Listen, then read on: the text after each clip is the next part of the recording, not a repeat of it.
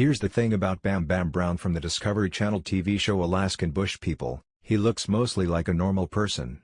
He doesn't have any weird facial hair like mutton chops or 2-feet-long mustache trails. His fashion is relatively casual with a simple jeans and a t-shirt look instead of leaning into the goth prince aesthetic. And his curls have gotten way more properly managed over the years.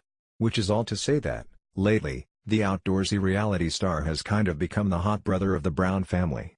And I know, it seems strange to declare anyone called an Alaskan bush person hot, but hear me out, because I never expected to be in this position either.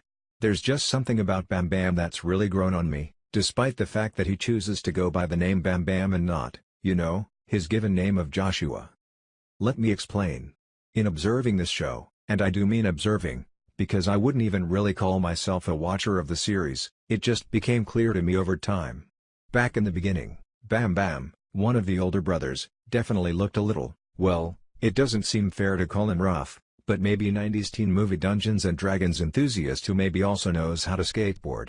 Like he could have been friends with the kids from Stranger Things, if those kids had grown up and not changed their style at all by 28 and also lived in the middle of nowhere, Alaska.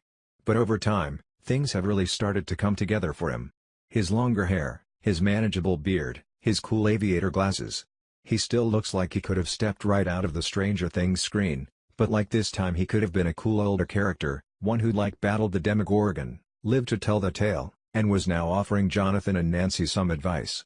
Also, Steve gives him a head nod and is like, cool hair, and Bam Bam's like, thanks.